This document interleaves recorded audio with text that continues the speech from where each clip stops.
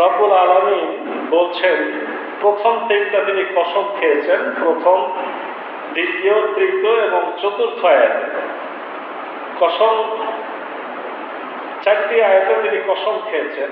প্রথম কসমটি হল ফাজর, ফজরের কসম, লায়ালিন আসর, 10 রাতের কসম, অসাফে ওয়াল আতর, জোড় এবং বেজোড়ের কসম, অল্লাইলে ইজা ইয়াসর, আর শপথ রাতে যখন তা বিদায় নেয়। সম্মানিত মুসল্লিয়ানে কেরাম, এই যে রব্বুল আলামিন চারটি আয়াতে কিছু কসম খেয়েছেন, এই কসমগুলো কিসের জন্য খেয়েছেন, কেন খেয়েছেন, কি বিষয়ে খেয়েছেন, এটা নিয়ে 36টি মত আছে। কয়টি মত আছে? 36টি মত আছে। আমি সর্বশেষে আপনাদের জানাবো, 36টি মত থাকলেও 36টি মত গবেষণা করলে আসলে একটি মতে আসা যাবে ইনশাআল্লাহ। আসুন আগে বিদগ্ধ তাফসীর এর কিতাবগুলোতে এই কসমগুলো কি কি ব্যাপারে তারা মত দিয়েছেন একটু আমরা জেনে নিই। প্রথম হলো ওয়াল ফজর। ফজর মানে ফজর, ফজরের কসম। এটা কিন্তু সোজা উত্তর। ফজর মানে কখন? ফজর মানে তো শুভে সাদেক, যেটা আমরা বলি। শুভে সাদেক মানে সত্য সকাল, আর একটা হচ্ছে শুভে কাজে, মিথ্যা সকাল। এখন যেহেতু ঘড়ি ঘন্টার যুগ, আমরা কোনটা সত্য সকাল কোনটা মিথ্যা সকাল এগুলা জানার দরকার পড়ে না, ঘড়িটা আমাদেরকে সবকিছু বলে দেয়। তো যারা কিতাব লিখেছেন, তাফসীর লিখেছেন, এরকম একজন মহাজ্ঞানীর কাছে আমি সরাসরি এভাবে শুনছিলাম। উনি বলছেন যে রাত যখন গভীর হয় তখন তো আস্তে আস্তে অনেক অন্ধকার হয়। হঠাৎ করে মনে হয় যে একটা সময় সকাল সকাল ভাব, ওটার পরেই আবার দেখা যায় যে ঘুটঘুটে একটা অন্ধকার চলে আসে। তার মানে শেষ রাত্রে একটা সকাল সকাল ভাব থাকে। আসলে ওটা হলো আপনার তাহাজ্জুদের সময়। তারপরে আরো একটা অন্ধকার চলে আসে। এই যে অন্ধকার একটা আসে, এটাকে বলা হয় শুভে কাজের। শুভে কাজের যতক্ষণ থাকে ততক্ষণ পর্যন্ত তাহাজ্জুদের সময় থাকে। এই শুভে কাজের এই অন্ধকারটা যখন চলে যায় তখন হয় শুভে সাদেক, সত্য সকাল। এই তখন হয় আমাদের ফজরের শুরু। এবং রব্বুল আলামিন প্রথম ব্যাখ্যা হলো ফজর মানে আল্লাহ ফজরের কসম খেয়েছেন। লায়ালিন আসর, 10 রাতের কসম। তা আমরা প্রথম যে ব্যাখ্যাটা নেব সেটা হলো এই 10 রাত মানে রাত্রি। আমাদের যে চন্দ্র রাত, এই রাতগুলো কিন্তু 3টা ভাগে বিভক্ত। প্রথম দশক, দ্বিতীয় দশক, তৃতীয় দশক। রব্বুল আলামিন এই যে কোনো একটা দশকের কসম খেয়েছেন। আমরা প্রথমে সোজা ব্যাখ্যাতে যাচ্ছি এবং প্রথম যে ব্যাখ্যাটি দিচ্ছে মূলত এটাই সঠিক ব্যাখ্যা। তৃতীয় আল্লাহ বলছেন ওয়াসসাফে ওয়াল আতর, শপথ জোড় ও বেজোড়ে। শপথ কিসের? জোড় ও বেজোড়ে। তো শপথ যখন জোড় ও বেজোড়, তখন তো আমরা জানি যে এটাও সহজ কথা। আমরা যখন 1, 2, 3, 4, 5, 6, 7 শিখি তখন আমাদেরকে কি শেখানো হয় বলেন? 1, 2, 3 এভাবেও শেখানো হয়। আবার 1, 3, 5, 7, 9, আবার 2, 4, 6, 8, 10। তো এগুলা কার তৈরি? জোড়ো আল্লাহ তৈরি, বেজোড়ো আল্লাহ তৈরি। এইভাবে যুগ পরিক্রমা পার হয়ে যাচ্ছে। আল্লাহ সকল জোড়ের সকল বিজোড়ের কসম খেয়েছেন। সোজা অর্থ। অল্লাইলে ইজা ইয়াসর, আর রব্বুল আলামিন কসম খাচ্ছেন যে যখন রাত ধীরে ধীরে বিদায় নেয়। এটা নিয়ে কোনো মতভেদ নাই, শেষ আয়াতটি নিয়ে কোনো মতভেদ নাই। এটা সবাই ধরেছেন যে হ্যাঁ, আস্তে আস্তে বিদায় নেয়, যে কোনো রাতই এটা হতে পারে। আসুন। এরপরে তাফসীর কারকগণ আর কি ব্যাখ্যা দিয়েছেন? আল ফজর, ফজরে মানে ফজরের কসম। একদল মুফাসসিরিনে কেরামের মতে এটা হলো মুহররম মাসের প্রথম সকাল। আজকে আমরা মুহররম মাসের কয়েকদিন পার করে নিয়েছি। মুহররম মাসের প্রথম সকাল কেন বলা হচ্ছে? তাদের ব্যাখ্যা হলো যে আল্লাহ ফজরের কসম খেয়েছেন, অবশ্যই এর মধ্যে কোনো স্পেশাল কোনো বিষয় আছে। ওনারা বলতে চাচ্ছেন যেহেতু আরবি বছরটা শুরু হয় মুহররম মাসে এবং 4টি মাস আল্লাহর কাছে হারাম, সেটা কি কি? জিলকাদ, জিলহজ, মুহররম, আর একটা হলো রজব। তো মুহররম হলো, জিলহজ হলো শেষ মাস, মুহররম হলো শুরুর মাস। শুরুর মাসের শুরুর ফজর। অতএব তারা বলতে চাচ্ছেন যে এই ফজর বলতে অন্য কোনো ফজর না, এই ফজর হলো মুহররম মাসের প্রথম ফজর। তাদের ব্যাখ্যাতে তাহলে কি আসবে? ওয়ালায়ালিন আসর, 10 রাতের কসম বলতে এই মুহররম মাসের 10 দিন। তার মানে মুহররম মাসের 10 দিনে কিন্তু খুব গুরুত্ব আছে। ওয়াসসাফে ওয়াল আতর, এই আমাদের ব্যাখ্যা হলো জোড় আর বেজোড় বলতে, জোড় হলো 10 মুহররম আর বেজোড় হলো কি 9 মুহররম, 9 তারিখ আর 10 তারিখ। আচ্ছা, আমরা এই ব্যাখ্যাটা শেষ করি। তারা এই ব্যাখ্যাটা দেওয়ার পিছনে কারণ হলো মুহররম মাসের গুরুত্ব।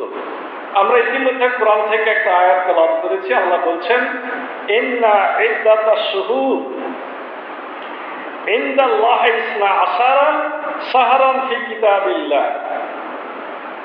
আল্লাহ রাব্বুল আলামিন বলছেন যে যখন থেকে ইয়াউমা খালাকাস সামাওয়াতি ওয়াল আরদ, যখন থেকে আমি আসমান জমিন তৈরি করেছি তখন থেকে এই 12টা মাসও তৈরি করেছি। এবং এটা কোথায় আছে? এটাই আল্লাহর কিতাবে আছে। তাহলে আল্লাহর কিতাবে রব্বুল আলামিন বলতে চাচ্ছেন যে যখন থেকে দুনিয়া সৃষ্টি তখন থেকে 12 মাসেরও সৃষ্টি।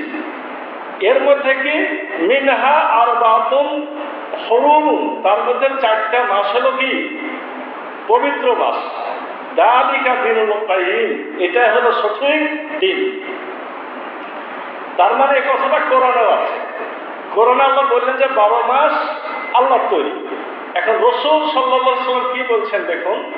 আল্লাহ রাসূল বলছেন, ওয়াকালা রাসূলুল্লাহি সাল্লাল্লাহু আলাইহি ওয়াসাল্লাম আফদালুস সিয়ামে বাদা শাহরি রমাদান সিয়ামু শাহরিল্লাহি মুহররম।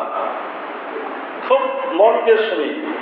আল্লাহ রাসূল বলছেন সিয়ামের মধ্যে সর্বোত্তম সিয়াম হলো কোনটা, এবং সে রমজানের সিয়ামের পরে। রমজান তো সব থেকে উত্তম। আল্লাহ রাসূল বলছেন যে রমজান মাসের সিয়ামের পরে সব থেকে উত্তম সিয়াম হলো সিয়ামু শাহরিল্লাহি মুহররম, আল্লাহর মাস মুহররমের সিয়াম। আল্লাহর মাস কি মুহররমের সিয়াম। তার মানে আল্লাহ যে 12টা মাস তৈরি করেছেন তার মধ্যে মুহররম যে আল্লাহর মাস, এই কথাটা আমার রাসূল এই হাদিসে কিন্তু বলে দিয়েছেন। আল্লাহর মাস যদি মুহররম হয় তাহলে বছর 12 মাসের যে বছর, আরবি বছর, আরবি মাস, এগুলো আমাদের জানা দরকার আছে না দরকার নাই? আমি যদি এখন বাই চান্স ধরি, কয়জন জবাব দিতে পারবেন যে আজকে মুহররমেরই বা কয় তারিখ, 9 তারিখ বা কবে আসবে? আর 12টা মাসের নাম বলেন, মুহররম, সফর, রবিউল আউয়াল করে 12টা মাসের নাম বলেন, কয়জন পারবেন? আচ্ছা, এগুলো হলো টুকিটাকি। যদি বলি যে এটা বছর হিসেবে কত সাল, মানে ইংরেজি 2024, আরবি এটা কত, কে বলতে পারবেন? ক্যালেন্ডার খোঁজাখুঁজি করছে যে কোথায় লেখা আছে। এভাবে তো হবে না। এটা আমাদের জন্য দুঃখ, এটা আমাদের জন্য কি দুঃসংবাদ। এটা হলো 1446 হিজরি, এটা মুহররম মাস। আগামী মঙ্গলবার হলো মুহররমের 9 তারিখ, বুধবার হলো মুহররমের 10 তারিখ। আল্লাহ রাসূল কিন্তু এই 9 এবং 10 তারিখ তিনি রোজা রেখেছেন 10 তারিখে। তবে উনি বলে গেছেন যে আমি যদি আরো সামনে বেঁচে থাকতাম তাহলে আমি 9 তারিখেও অথবা 10-এর পরে, মানে হয় একটা আগে যোগ করতে হবে অথবা কি একটা পরে যোগ করতে হবে। এজন্য আমাদের ওলামাদের প্রসিদ্ধ মত হলো যে মুহররমের সিয়ামটা রাখতে হবে কয়টা?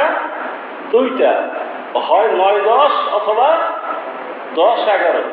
তবে সতর্কতা হলো, ভালো হলো 9-10, ভালো হলো কি উত্তম হবে 9-10। কেউ যদি কোনো কারণে দুটা করতে নাই পারে, একটা করলেও কিন্তু অবশ্যই হক আদায় হবে, এটা নিয়ে কোনো সমস্যা নাই। তাহলে আমরা ফজরের কসমের আলোচনাতে এসে আমরা এই মাসের আমলটা জেনে নিলাম। সেটা কি আমাদেরকে আগামী মঙ্গল এবং বুধবার কি করতে হবে? সিয়াম রাখার চেষ্টা অবশ্যই করতে হবে। এই সিয়ামে লাভ কি সেটা বলে নিই। قال رسول الله صلى الله عليه وسلم صيام يوم عاشوراء احتسب। কেউ যদি আশুরার সিয়াম রাখে, আশুরা মানে 10 মুহররম, আশুরা মানে 10, কেউ যদি আশুরার সিয়াম রাখে, আহতাসিবু আলাল্লাহ, আমি আল্লাহর কাছে আশা করছি, আইয়ুকাফিরা সানাতাল্লাতি কাবলা, আল্লাহ রাব্বুল আলামিন তার পূর্বের একটি বছরের গুনাহ কি করবেন? মাফ করে দেবেন। আলহামদুলিল্লাহ, আমরা মুহররম মাসের বিষয়ে ওলামারা কেন বলতে চাইলেন যে কসম খেয়েছেন আল্লাহ, আমি তার ব্যাখ্যাটা করেছি। আসুন, আরো ব্যাখ্যা আছে।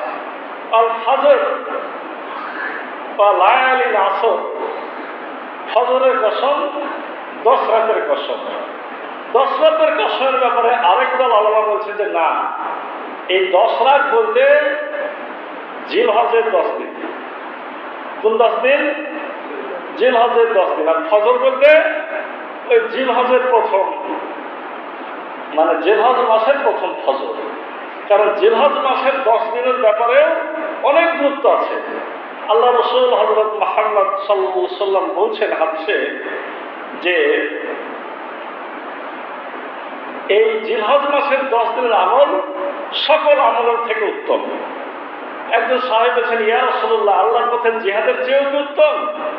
আল্লাহ রাসূল বললেন, হ্যাঁ, আল্লাহর পথে জিহাদের চেয়ে উত্তম। তবে সে ছাড়া যে ব্যক্তি তার মাল সম্পদ জীবন সবকিছু নিয়ে গেল যুদ্ধের মাঠে, আর সবকিছুই কি করলো?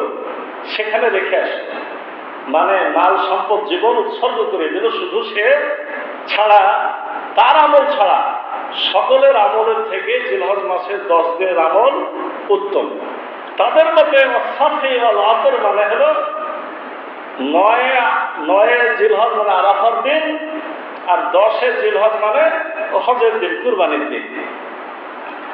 এবং এই 9 এবং 10 তারিখ এবং জিলহজ মাসের এই 10 দিন আসলেই গোটা বিশ্বে মানুষেরা যত নেকি করে অন্য সময় তত করার সুযোগ থাকে না। এবং এই সময় আল্লাহ রাব্বুল আলামিন যত মানুষকে মাফ করে দেন, অন্য সময় কোনো মানুষকে এত বেশি তিনি মাফ করেন না। এই জন্য অনেকে বলছেন যে এই 10 দিন বলতে আসলে কোন 10 দিন? জিলহজ মাসের 10 দিন। আসুন, লায়ালিল আসর 10 রাত, এখানে লাইলুন মানে কি বলা হয়েছে? 10 রাত। আর জিলহজ মাসের কিন্তু বলা হয়েছে 10 দিন। জিলহজ মাসের যখন হাদিস বলেছি তখন বলা হয়েছে কি? 10 দিন। আর এই আয়াতে কি আছে? 10 রাত।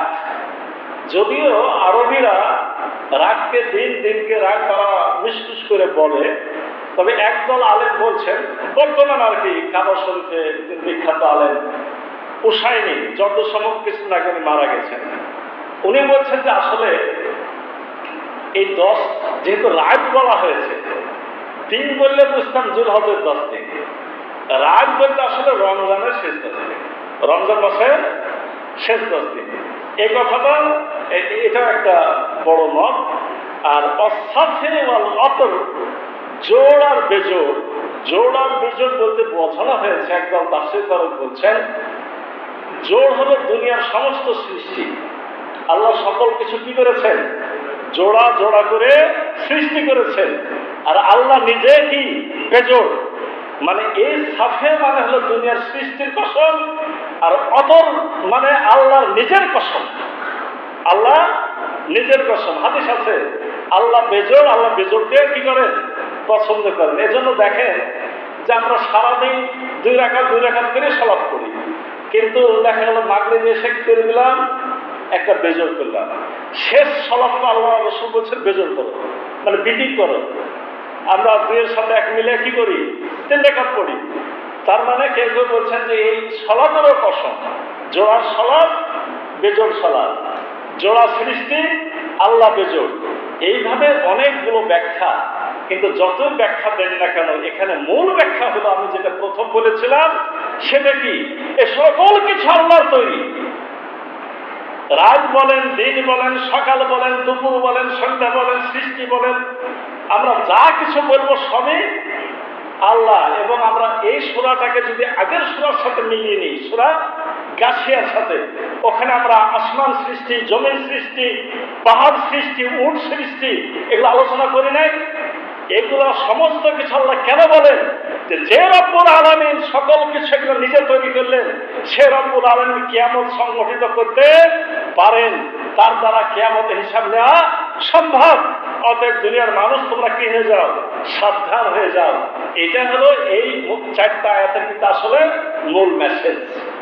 চতুর্থ আয়াতে যেমন বলেছে রাতের কসম, যখন রাতটা কি হয়ে যায়? শেষ হতে থাকে। এর একটা ব্যাখ্যা হলো যে মানুষ রাত্রে ভয় পায়, রাত লেগে গেল, কিন্তু রাত যখন শেষ হতে থাকে তখন তার মাথাতে আসে দিনের সূর্যের আলো একটু পরে উঠবে। মক্কার মুসলমানদের উপরে যে চরম জুলুম নির্যাতন নেমে এসেছিল, জুলুম অত্যাচার যত গভীর হয়েছিল, তত আল্লাহ এই কসমকে মনে করে দিচ্ছেন যে জুলুম যখন গভীর হয়ে এসেছে, জেনে রাখো বিজয় আস্তে আস্তে তোমাদের কি হচ্ছে? সামনের দিকে আসছে। রাত যত গভীর অন্ধকার হয়, দিনের আলো ওঠার সম্ভাবনা তত সামনে চলে আসে।